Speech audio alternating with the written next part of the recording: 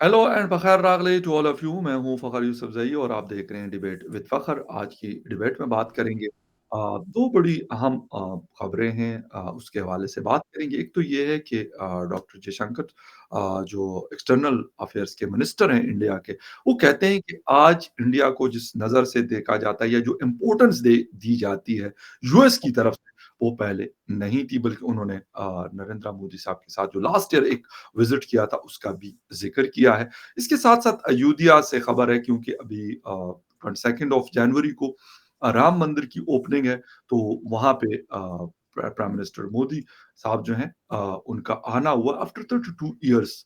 एक बहुत बड़ा लंबा अरसा है। हो क्या रहा है, इस हवाले से दोनों इश्यू पे बात करेंगे और बात करने के लिए हमें जॉइन कर रहे हैं senior political analyst from India, doctor Abhishek Mishra साहब। डॉक्टर साहब, thank you very much for joining my show. Thank you Fakhar भाई, पखर रागली आपको थैंक्स फॉर इनवाइटिंग मी। बहुत शुक्रिया, आपको भी बखैर रागले and welcome to the show. Doctor साहब, बात हम कर रहे हैं कि अमेरिका का अमेरिका की जो सोच है, उसमें तब्दीली तो आई है इस रीजन के हवाले से और स्पेशली इंडिया के हवाले से। चीन के साथ उनका ऑन ऑफ रहा है, कभी थोड़े से क्लोज हुए, कभी दूर हुए। लेकिन जब हम देखते हैं तो काफ़ी जिस जिस तरह डॉक्टर जयशंकर साहब ने ज़िक्र किया है कि एक अलग से इम्पोर्टेंस दी जाती है। इसके पीछे मतलब क्या चीज़ें ऐसी आपको लगती है कि पहले भी इंडिया था, इंडिया पहले भी एक बड़ा मुल्क था, बड़ी पॉपुलेशन रखता था, बहुत सारी और चीज़ें थी। लेकिन क्या लीडरशिप की कमी थी या क्या वजह आपको नज़र आती है कि पहले वो चीज़ नहीं थी जो आज नज़र आ रही है 2023 एंड 2024?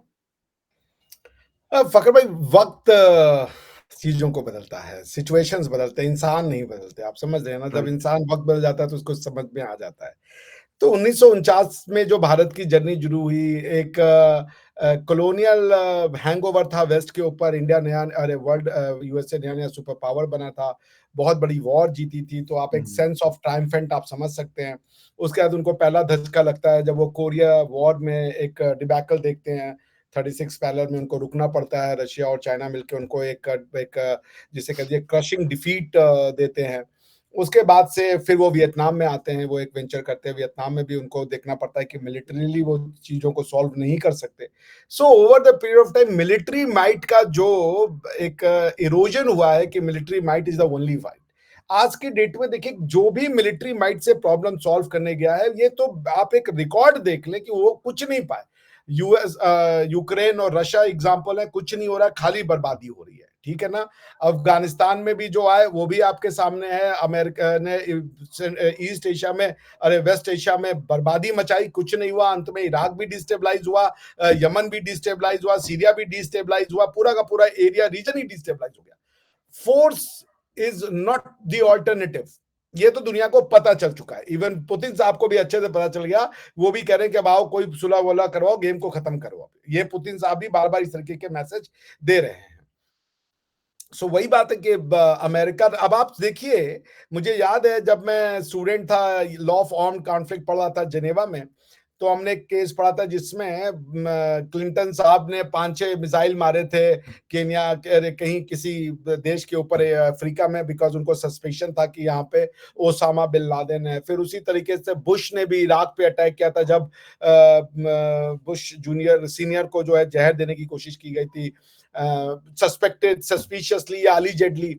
तो उन्होंने इराक के ऊपर मिसाइल मारे थे, और उन्होंने कभी इंडिया को डायल करने की, वो तो सिक्योरिटी काउंसिल को डायल करने उचित नहीं समझते थे भाई।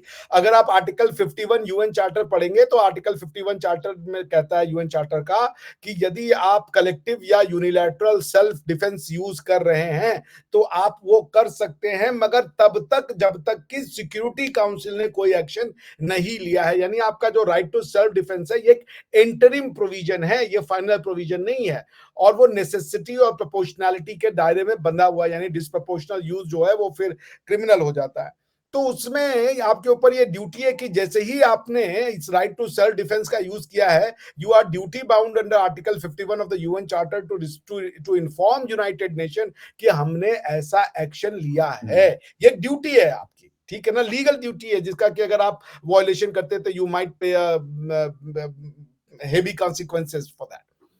अमेरिका वो भी करना नहीं उचित समझता था कई बार, हालांकि करता था, मगर कई बार नहीं करता था वो, ऐसा उचित के इन्फॉर्म करते हैं सिक्योरिटी काउंसिल को, कोई एक्शन लेने से पहले, एक्शन लेने के बाद बता दिया तो बता दिया, बात अलग है। हुँ, उसी तरीके से आप देखें परसों क्या हुआ या नरसों, जब यूएस और यूके ने यमन पे अटैक किया, उसके पहले उन्होंने इंडिया को कॉल किया एग्ज़ैक्टली, बिल्कुल, कि एग्ज़ैक्टली। भाई साहब एंथनी कॉल ब्लिंकन की कॉल आई, बिल्कुल, कि एग्ज़ैक्टली। कॉल आई, इट्स नॉट, उन्होंने बकायदा कहा कि we have informed them that we are taking hmm, this action.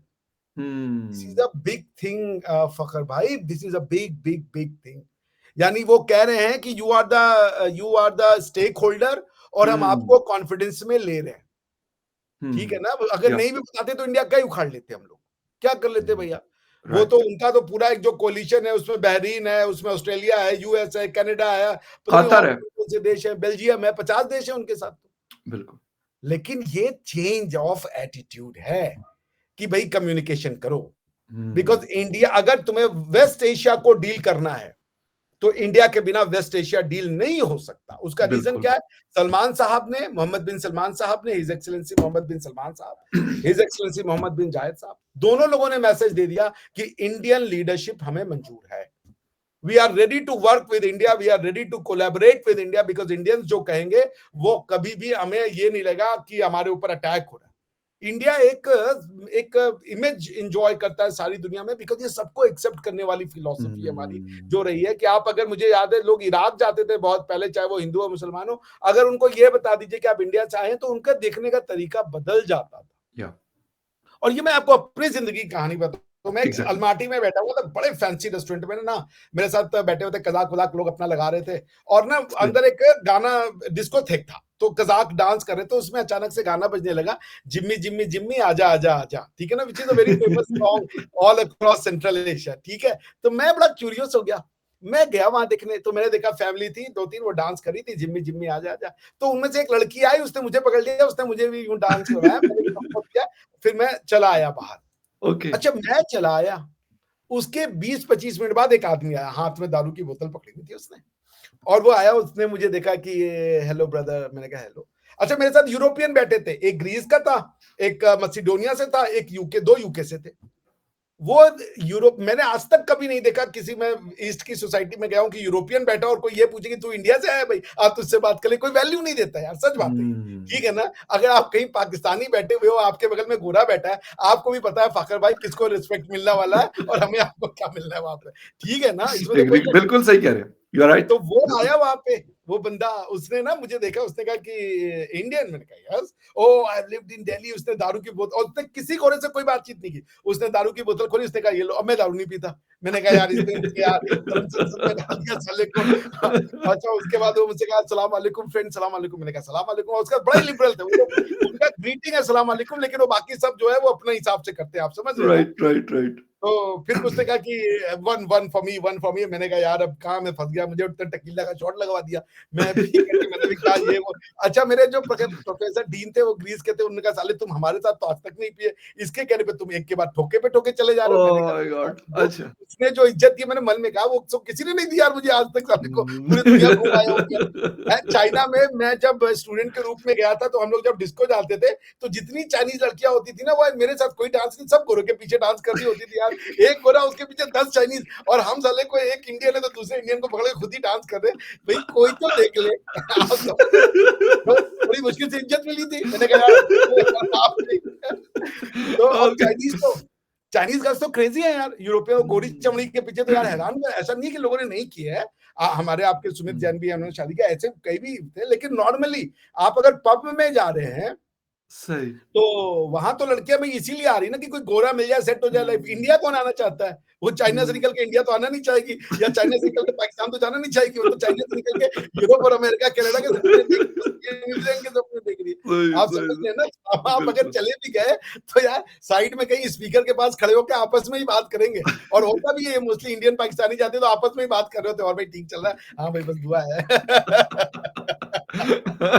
बोल रहे आप। तो सही है, मैंने कहा समझ नहीं, आज तो बनता है इसका। So this is what it is changing. हाँ, that's what I am hmm, saying. और बिल्कुल। मैं आपको एक और बात बताऊँ, इसके बाद खत्म करता हूँ मैं, कि ना मैं चूंकि ब्रिटिश यूनिवर्सिटी में पढ़ाता था, डेमोंट फोर्ट में, हुँ, तो वहां पे ना उनके एजुकेशन मिनिस्टर साहब आए, वेरी यंग एनर्जेटिक गाय, और उन्होंने एक अपना वो दिया एआई, और उस पे उनकी 50 मिनट की टॉक थी, 25 मिनट उन्होंने इंडिया पे बातचीत की, और उन्होंने जो एग्जांपल्स दिए, कोई एक इंडियन आदमी था खन्ना, उसने किसी पाकिस्तानी लड़की से शादी की हुई थी, उसका एग्जांपल दिया। उन्होंने मोदी साहब का तो कम से कम 20 बार नाम लिया।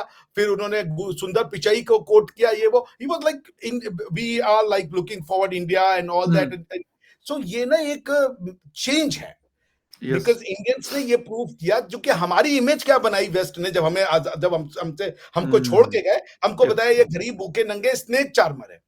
और हुँ, आप देखिए वही स्नेक चार्मर उनका प्रधानमंत्री बना हुआ है, वही बिल्कुल, स्नेक चार्मर अमेरिका की जो सबसे बड़ी पोजीशन है, उस पे जाके बैठा हुआ है। गूगल और माइक्रोसॉफ्ट से बड़ा तो आज की या डेट में कुछ नहीं है। बिल्कुल दोनों सही, इंडियन जाके बिल्कुल बैठे। सही, तो बिल्कुल सही। पॉइंट ये कि आप हमें कितनी भी बदनाम कर लो, लेकिन चूंकि हमारी जीन्स में ज्ञान है, हुँ, और हम इसीलिए विश्व गुरु थे, एग्ज़ैक्टली, हम राइज के, बिल्कुल। That has changed the way hmm, Americans have perceived, that has changed the way west have perceived us. उनको ही लगता है ये वो नहीं है स्नेक चार्मर्स, ये साले ये इंटेलिजेंट वाले हैं। और हुँ, इसमें उनको भी क्रेडिट जाता है, ऋषि सुनक से ज्यादा क्रेडिट उन 160 एमपीओ को जाता है जो गोरे थे, व्हाइट थे, मगर उन्होंने एक इंडियन पे अपना ट्रस्ट रखा। ये भी ऑल्सो दिखाता है बिल्कुल सही कह रहे हैं। कि समाज कैसे बदल गया। ये बिल्कुल वही ठीक है। पिछले जो कहते थे तुम्हें तो हम जब तक हैं तो तुम यूनाइटेड हो, नहीं तो टूट जाएगा, तुम्हें पॉलिटिक्स क्या पता, तुम्हें कॉन्स्टिट्यूशनल हाँ, गवर्नेंस क्या पता, तुम हाँ। तो किसी लायक नहीं हो।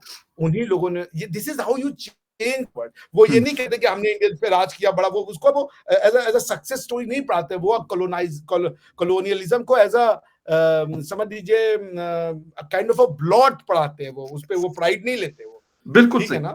अच्छा डॉक्टर साहब जी। एक चीज़ कि जिस वक़्त हम बात करते हैं ग्लोबल पावर्स की 3, 4, 5 कंट्रीज़ हैं जो इस वक़्त इस दौड़ में या इस रेस में मौजूद हैं। क्या अमेरिकन्स को अब ये बात समझ आ रही है कि यार हमारी बिल्कुल आज भी ख़ैर as a super power America है, लेकिन मैं उस दिन एक रिपोर्ट पढ़ रहा था और अमेरिकन एक फ़र्म की रिपोर्ट थी कि अ, चाइना और इंडिया ये टॉप की इकोनॉमीज़ बनने वाली है, यानी 57 ट्रिलियन की इकोनॉमी चीन की होगी और तकरीबन 55 ट्रिलियन की इकोनॉमी सॉरी 53 ट्रिलियन की इकोनॉमी हिंदुस्तान की होगी। और उसके बाद फिर अमेरिका 50 के आसपास खड़ा होगा। तो ये एक बड़ी चीज़ है मतलब इस तरह। तो उनको अब लग रहा है कि ये अब जो एक पावर वाली जो गेम है या पावर हाउस है, that will be shift from west to the east. हाँ, हाँ, बिल्कुल वो तो भाई बार-बार कह रहे हैं this is going to be the age of India. ये या इंडिया का युग होने वाला है, एरा होने वाला है।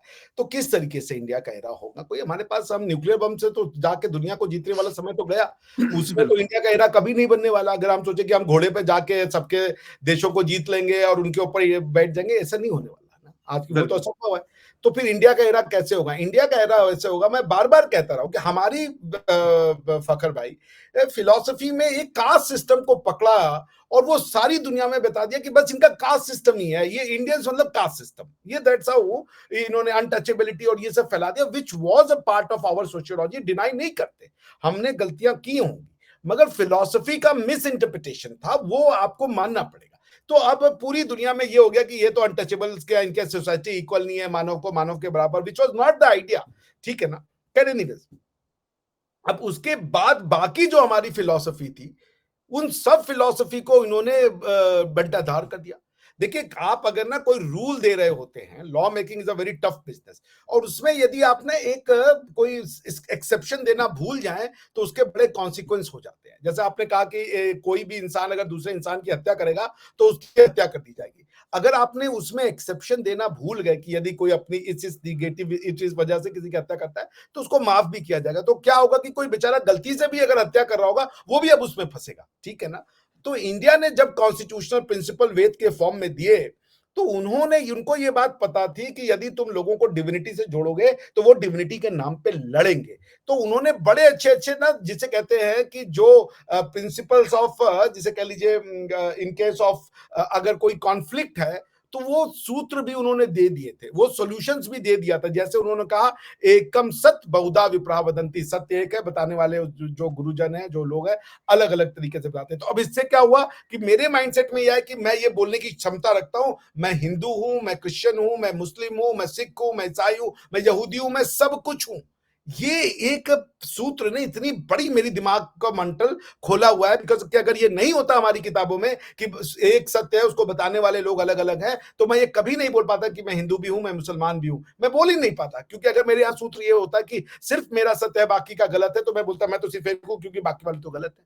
This is the beauty of creating constitutional principle. उसी तरीके से हमारे यहाँ ये कहा गया, वेद को माने या ना माने, दोनों की रक्षा करना, दोनों की वेलफेयर करना, ये राजा का काम है। इससे बड़ा सेक्युलरिज्म क्या होगा?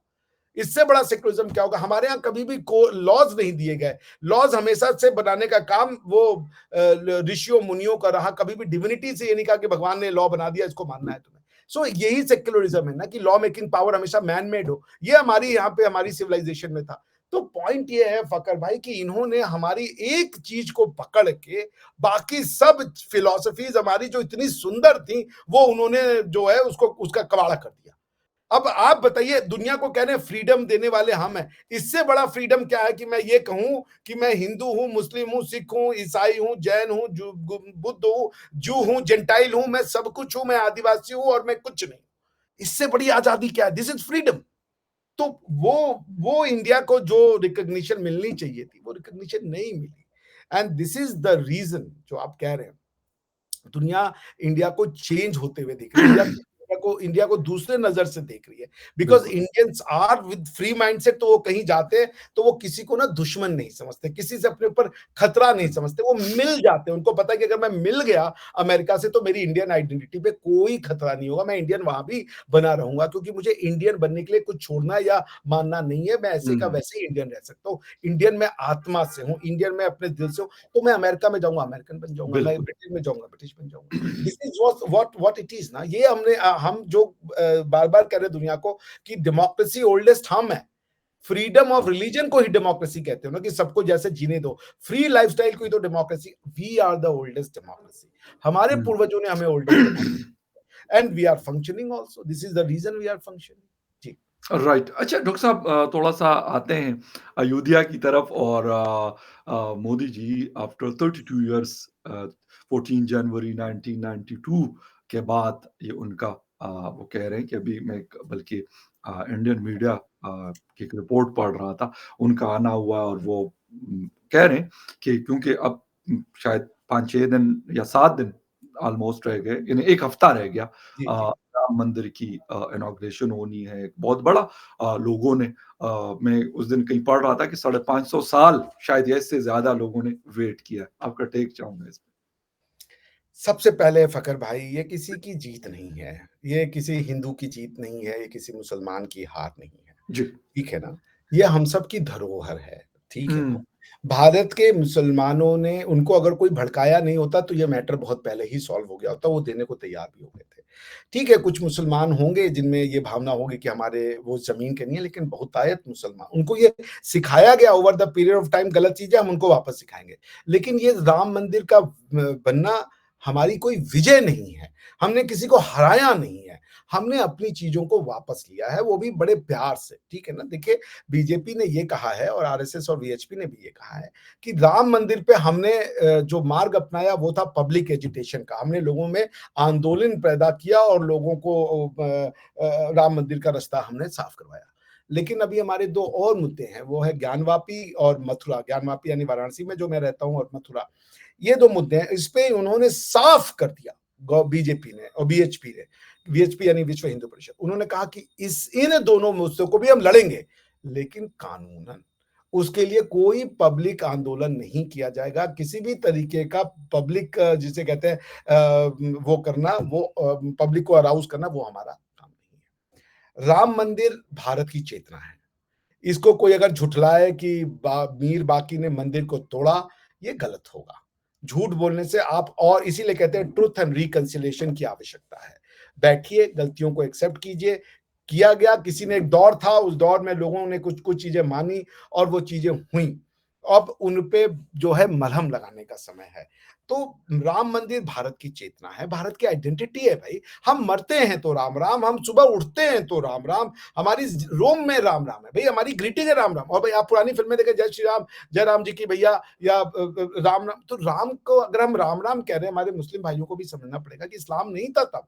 राम राम कहने से किसी की कोई बुराई नहीं होती, किसी भगवान की आप जय नहीं कर रहे हो, आपके पूर्वज हैं वो, ठीक है ना? आपकी ही आइडेंटिटी है वो।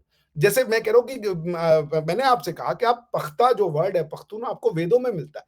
आपकी आइडेंटिटी के बिना महाभारत नहीं हो सकती, तो जो हमारी आइडेंटिटी वो आपकी भी आइडेंटिटी है।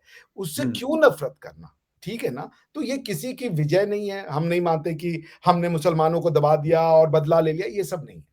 हिस्ट्री में राइट। जो हुआ वो एक अलग चीज थी। ये हमारी धरोहर है। ये जितना हिंदुओं का है उतना ही हमारे मुस्लिम भाई बहनों का है। ये उतनी ही जीत उनकी है क्योंकि उन्हीं के पूर्वज राम भी थे हुँ, और उन्हीं के पूर्वज हम भी हैं। हमारे पूर्वज सबके एक है। हमारी पूजा पद्धति और भगवान में आस्था अलग अलग हो सकती है, मगर राम मंदिर में सबकी सबके है राम, किसी के वो ऐसा नहीं है कि वो नहीं है। और मोदी जी ने जो काम किया है, उन्होंने बहुत मैं खुद मैं आस्तिक आदमी नहीं हूं। मैं भगवान में मेरा बहुत लिमिटेड भरोसा है। लेकिन मैं राम के ऊपर भरोसा करता हूँ क्योंकि वो आइडिया ऑफ मोरालिटी कि बाप के लिए राज हुँ, छोड़ दो, त्याग करो, एक पत्नी के लिए रहो जिंदगी में और किसी का, ये मुझे आइडियाज बहुत अट्रैक्ट करते हैं, अपील करते हैं। उन्होंने रावण को हराया तो रावण के यहाँ से एक चीज, ना तो कोई औरत, ना तो कोई जायदाद, ये वो कुछ लेके नहीं आए, सब वहीं दे करके आए कि अपना शासन संभालो, हम तुम्हें आए थे, अपनी तुमने हमारी वाइफ का एब्डक्शन किया था, हमने माँ सीता को ले लिया, अब हम जा रहे हैं, तुम्हारी कोई चीज से हमें कोई शत्रुता हुँ, नहीं है। न हुँ, तो हम तुम्हारे यहाँ के बाल बच्चे और लोगों को ला के बाजारों में बेचेंगे, कुछ नहीं, हम चले आए और उनकी सत्ता उन्हीं को सौंप दी। ये नहीं कहा कि अब बदल जाओ तुम और तुम हमारी शासन को मानो, हुँ, बल्कि उनसे भगवान राम से लक्ष्मण जी ने कहा कि यार इतनी बड़ी सोने की लंका है, इतना रिचनेस है और आप अयोध्या जा रहे हो, इसको भी तो देखो। तो उन्होंने कहा हुँ। कि लक्ष्मण, स्वर्णमयी लंका न अपि रोचते, जननी जन्मभूमिश्च स्वर्गादपि गरीयसी, कि उन्होंने कहा मुझे स्वर्ग की ये सोने की लंका से कोई प्यार नहीं है। मेरी भूमि जैसी भी हो, बंजर हो, मेरी भूमि है। मेरी माता यानी माँ और मातृभूमि से बढ़कर कुछ नहीं है, ओके। स्वर्ग भी नहीं जाने देता। तो मैं हुँ, फिर सबसे कहूंगा कि 22 जनवरी आप सबका दिन है, भारतीयों का दिन है। किसी की विजय नहीं, किसी की हार नहीं। ये हम सब की एक, जिसे कह लीजिए विरासत है, ठीक है ना? तो राइट। आप भी आइए, इसका पार्ट बनिए, इसको एंजॉय कीजिए। इसमें कोई भी हार जीत मत देखिए कि आप हार गए और ओके। आप जी। बिल्कुल और बिल्कुल ये बात आपने बड़ी ज़बरदस्त की कि ना किसी की ये जीत है, ना किसी की ये हार है। एक चीज़ है, जो भी है या हो रही है, होने जा रही है 22nd ऑफ जनवरी को और मेरा ख़्याल सारी दुनिया देखेगी उस चीज़ को। वैसे बहुत ज़्यादा एक बड़ा हाइप क्रिएट हुआ है लास्ट काफ़ी अरसे से, अब की बात नहीं है कि सिर्फ़ जनवरी में हुआ और मीडिया हो या बाकी कंट्रीज़ हो इस इवेंट को कवर किया जा रहा है। खैर एनीवे डॉक्टर साहब थैंक यू वेरी मच आपके टाइम का बहुत शुक्रिया कि आपने शो जॉइन किया and viewers thank you very much for watching debate with Fakhar Yousafzai. किसी और डिबेट में आपसे फिर मुलाकात होगी, तब तक के लिए take care and bye. Thank you. Thank you doctor साहब बहुत शुक्रिया। Thank you.